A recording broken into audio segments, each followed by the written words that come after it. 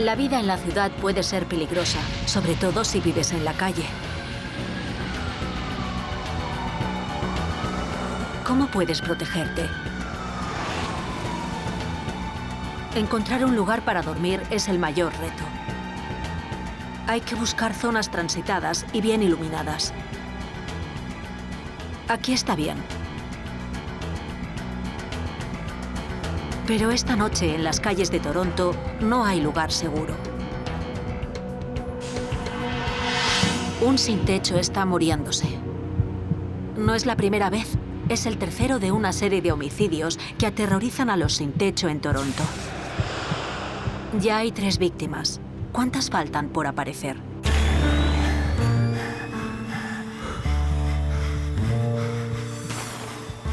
En un crimen real, la investigación y la sentencia pueden llevar años.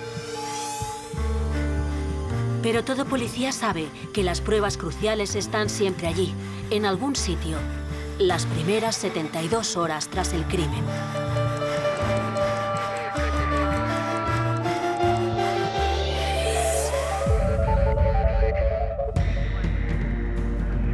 Una gran ciudad con luces brillantes. Para algunos es emocionante. Para los sin techo es un campo de batalla donde estás a merced de las calles a las que llamas hogar. En esta noche tranquila de junio del 2001, un sin techo ha pagado un precio muy alto. Habían llamado a emergencias a medianoche. 2 horas más tarde, el inspector Jeff Maguire llegaba a la escena. El primer paso es colaborar con los agentes para asegurar la protección de la escena. Debemos intercambiar información. Les damos indicaciones y ellos nos muestran los datos. Todavía respiramos hondo antes de ir a ver la escena porque, bueno, no tiene nada de bonito. La policía ya ha acordonado la zona y ha empezado a interrogar a los transeúntes. En una intersección a pleno centro como esa, es de esperar que haya testigos. Pero hasta entonces, nada.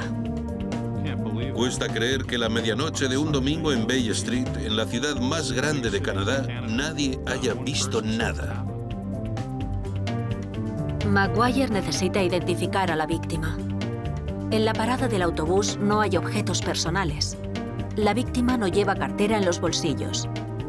Pero el investigador sabe que los sin techo suelen esconder sus posesiones para que no se las roben.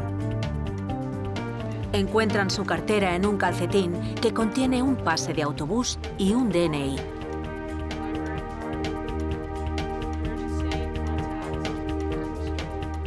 Ahora la víctima tiene un nombre: Andrew Walker.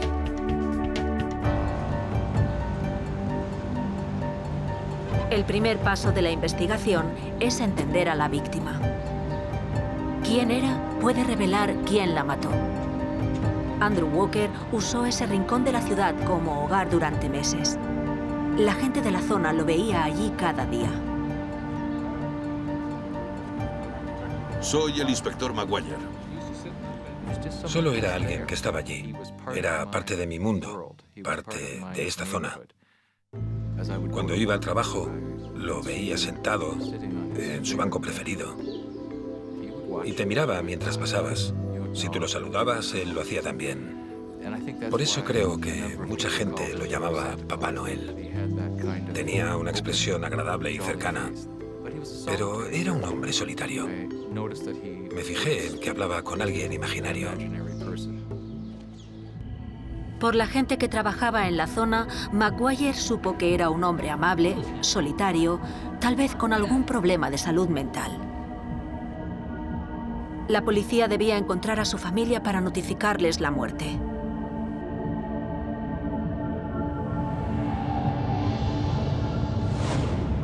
Mi compañero contactó con varios servicios sociales y gracias a ellos supimos que había pedido un cheque de ayuda social. En su solicitud había un nombre y una dirección. Supongo que solo había una ciudad y el nombre de sus familiares, de New Brunswick. Andrew Walker había nacido en New Brunswick. Tenía mucho apego a su madre y cuando ella enfermó, él se quedó a su lado hasta que murió. Hubiera querido ser profesor. Fue a la universidad, pero no acabó los estudios. Después de la muerte de su madre 9 años atrás, él desapareció. Su familia nunca volvió a saber nada de él. Andrew Walker es el tercer sin techo asesinado en pocos meses. Su muerte enfurece al público. Si incluso un hombre amable e inofensivo como Andrew había sido víctima, todo el mundo debería estar preocupado. Al principio estábamos muy intranquilos con eso y además los medios se agarraron a la noticia y le dieron muchas vueltas a la posibilidad de que hubiera un asesino por ahí matando gente sin techo sin motivo. Era algo que había que considerar, pero la única forma de hacerlo era seguir investigando el homicidio. Con los resultados de la autopsia, se sabe que la causa de la muerte ha sido un golpe en la cabeza con un objeto contundente, compatible con un adoquín, y un corte profundo en el cuello, posiblemente producido por un cuchillo. No hay heridas defensivas, lo que sugiere que lo atacaron mientras dormía. Los análisis de sangre revelan que no había consumido drogas ni alcohol, algo inusual en alguien que vive en la calle. Y además tampoco tenía antecedentes. Ni siquiera multas, no había nada. Es muy poco común para alguien que vive en la calle no haber tenido nunca problemas con nadie. Normalmente, un vecino suele quejarse porque está enfrente de mi casa o está durmiendo en mi garaje. Eso nunca ocurrió en su caso. Sin ningún altercado a sus espaldas y sin indicios de robo o forcejeo en la escena, cada vez es más difícil entender qué razón podían haber tenido para matarlo. Maguire no consigue llegar a otra conclusión. Ha sido un homicidio aleatorio. Es una forma fastidiosa de empezar una investigación. El móvil del crimen es clave para una investigación porque te da una dirección a seguir. Un homicidio aleatorio complica mucho las cosas. Es un enorme obstáculo para la investigación porque no tienes por dónde empezar. El único hilo que tenía Maguire del que tirar era lo que hubieran podido encontrar en la escena durante las primeras 24 horas. Tiene que descubrir una pista antes de que ese brutal asesino vuelva a actuar.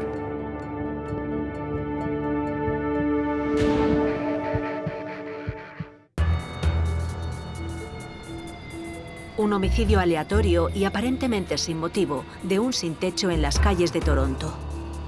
En la escena del crimen, todo ha sido embolsado y etiquetado para el análisis forense, desde las colillas hasta la basura, pasando por el arma del crimen, con la esperanza de que algo revele esa conexión física crucial entre la víctima y el asesino.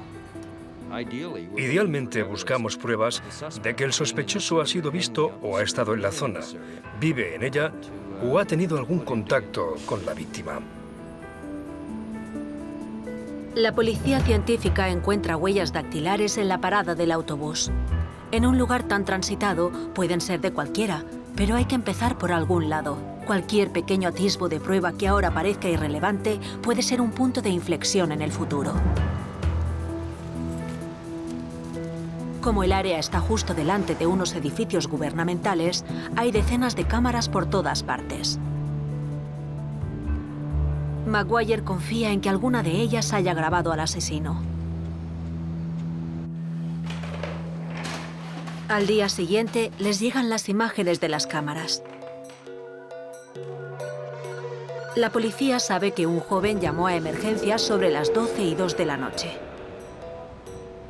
y que la víctima murió pocos minutos después. Los vídeos muestran a un hombre andando por un callejón adyacente a los edificios sobre las 12:05. Si el asesino actuó antes de la medianoche y luego huyó, las cámaras lo habrían localizado justo a esa hora, por lo que podría ser él. Aún así, las imágenes no permiten ver el rostro del hombre como para poder identificarlo.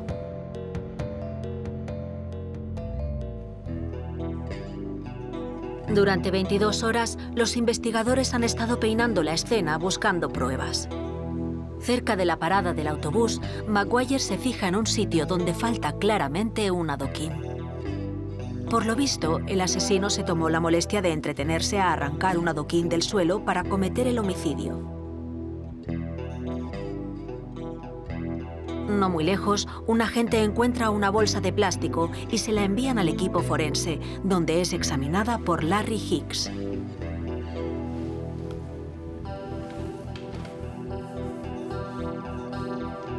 ha podido encontrar una huella clara en la bolsa.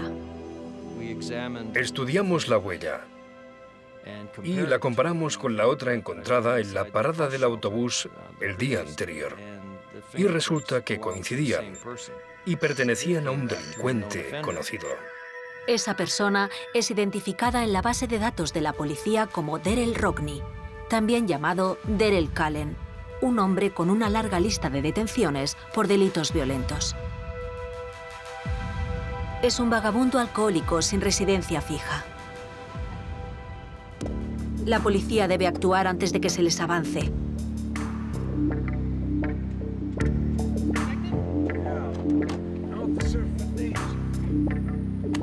Hay una de las policías que trabajan en la escena del crimen a quien el nombre Darrell le dice algo.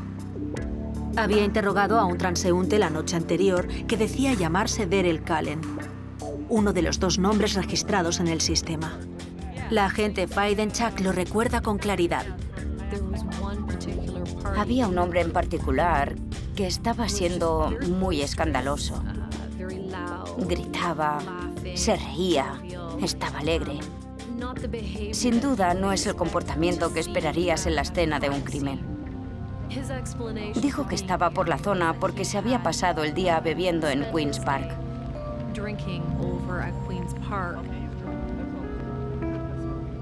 Le pregunté por una manchita roja. Sí, una pequeña mancha que tenía en la manga de su chaqueta Adidas.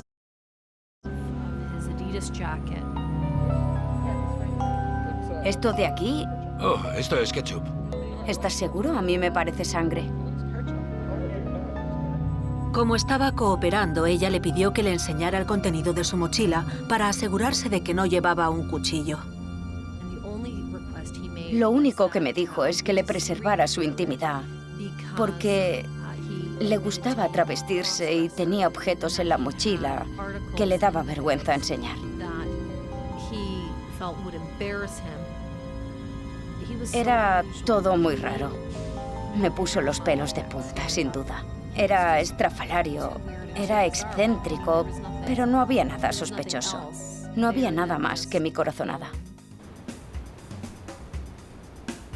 No puedes sostener un caso en una corazonada. Maguire necesitaba algo más. Se puso en contacto con los investigadores de los otros 2 asesinatos de Sin Techo para ver si había alguna conexión. Darrell Rockney podía ser la clave. Emitió una orden de búsqueda y captura para encontrar y detener a Rockney. El registro de prisión de Darrell Rockney recogía una sentencia por asesinato 18 años atrás y también que lo habían liberado justo antes del homicidio de Andrew Walker. 5 días después del crimen, la policía lo localiza, pero tiene otro aspecto. Se ha afeitado la cabeza. Cuando se lo llevan para interrogarlo, no coopera nada y solo responde con evasivas, fingiendo estar borracho. Maguire reconoce este tipo de comportamiento huidizo. Supone que Rockney ha intentado cambiar su aspecto para no ser reconocido por la ¿Qué policía. hacías la noche del 4 al 5 de junio? No lo sé, la verdad es que no me acuerdo. Interesante. Pero no bastaba para considerarlo sospechoso. Hasta que Maguire se fija en lo que parece ser una mancha de sangre en sus botas. Los antecedentes de Rockney indican que es un hombre peligroso. Con sus huellas en la escena del crimen, sangre en sus botas y su cambio de aspecto, Maguire cree que hay suficientes pruebas para detenerlo. Confía en que la investigación forense le dará la razón. En la ficción, las botas le proporcionarían las pruebas que necesita. Pero esto es un crimen real, y Maguire se dará cuenta de que las cosas no siempre cuadran tan bien. Darrell Rockney, el principal sospechoso del asesinato de Andrew Walker, está en la cárcel. El inspector Maguire ha enviado las botas a la bióloga forense Cecilia Hagerman con la esperanza de que el análisis de ADN le aporte una prueba definitiva. Había una pequeña cantidad de sangre en las botas, pero no sirvió para conseguir un buen resultado de ADN. Un revés para el caso. Pero la doctora Hagerman sugiere una nueva línea de investigación. Había una gran cantidad de sangre en la escena del crimen, y eso indica que lo mejor sería inspeccionar la ropa del sospechoso, porque las posibilidades de que estuviera manchada de sangre de la víctima eran muy altas. No llevaba su mochila cuando lo detuvimos y tampoco había rastro de parte de su ropa, por lo que se lo planteé directamente.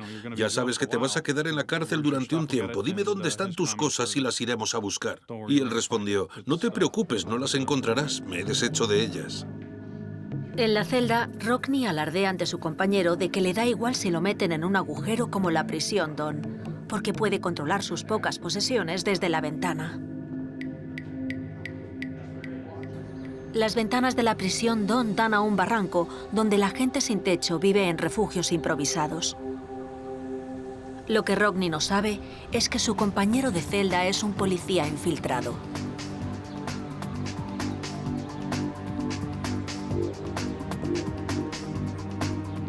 Entre los arbustos encontramos una bolsa de basura de plástico y cuando la abrimos vimos una mochila negra. La mochila contiene todos los objetos que vieron en la escena del crimen y que fueron catalogados en sus notas, incluyendo su chaqueta, que sospechaban que estaba salpicada de sangre. Fueron buenas noticias para los investigadores porque no tenían casi pruebas, pero cuando la doctora Hagerman examina la sangre de la mochila y la chaqueta, descubre que es de Rockne y no de la víctima. Mientras se preparan para el juicio, Maguire se inquieta. El caso no es sólido como para obtener una condena. Necesitan una prueba física que conecte a Rockne con el homicidio. Y todavía no la tienen.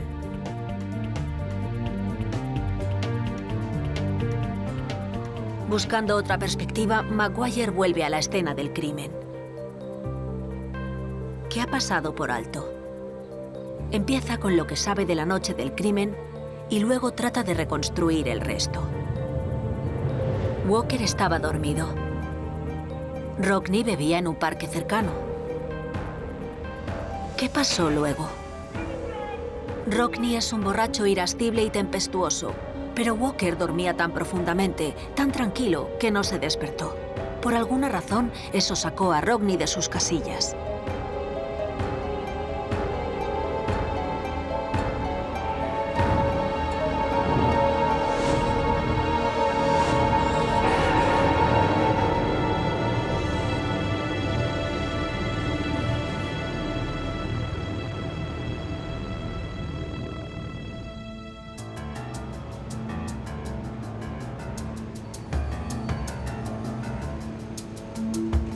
Maguire sigue los posibles pasos de Rockne y mientras intenta arrancar otro de los adoquines, se da cuenta de que no es nada fácil. De repente, le asalta la idea de que tal vez haya restos de piel del asesino en el arma del crimen. Le recordé a Cecilia que me había prometido que si llegábamos al punto en que ese tipo saliera libre, en que no había más opciones ni prioridades, examinaría ese adoquín. La sangre del adoquín, al determinar el ADN, era de la víctima. Eso no fue ninguna sorpresa. La cuestión era si la persona que usó el adoquín para matar a la víctima también había dejado restos de ADN en forma de, por ejemplo, células de la piel. La vista previa se celebraría de lunes a viernes, y si llegábamos al viernes y aún no teníamos los resultados, se acabaría el caso, y el acusado y yo saldríamos juntos por la misma puerta del juzgado. El adoquín estaba muy sucio y lleno de tierra. El primer análisis de ADN con muestras de los lados del adoquín no dieron resultado. Tuvimos que diluir la muestra para volver a intentarlo, porque había lo que se llaman inhibidores del proceso. Esta vez fuimos capaces de eliminarlos y conseguir un perfil de ADN completo. Las células de la piel encontradas en el adoquín coincidían con el ADN de Rockne, lo cual le ponía el arma en sus manos.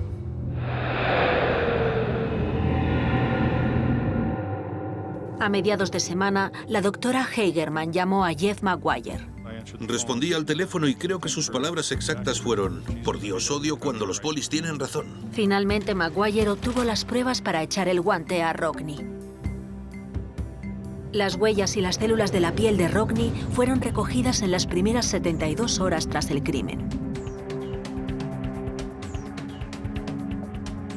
Acorralado y sentenciado a una larga condena, Rockne quiere hablar. Nos contó la historia de que se habían peleado y que la víctima lo inmovilizó y le dio una paliza. Cuando terminó, le dije que no creía nada de lo que decía. Nada de eso encaja con lo que sabemos de la víctima. Lo que hizo fue algo horrible. En ningún momento he dudado de lo que sé sobre la historia y de mis conversaciones con él, y de que el alcoholismo ha desempeñado un papel importante en su vida. Tiene tendencias extremadamente violentas que simplemente es incapaz de controlar.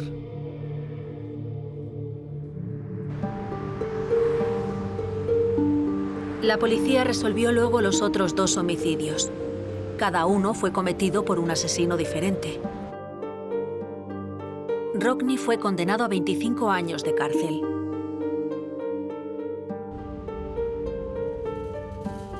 ¿Pero por qué mató a ese hombre?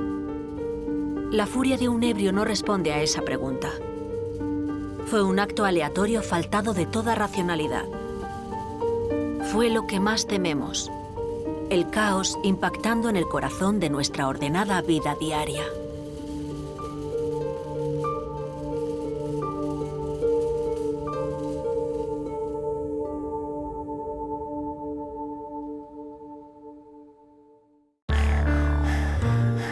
Las historias del programa son ciertas. Los policías y los forenses han trabajado realmente en el caso. Los nombres de las víctimas son ficticios. Los nombres de los criminales son reales.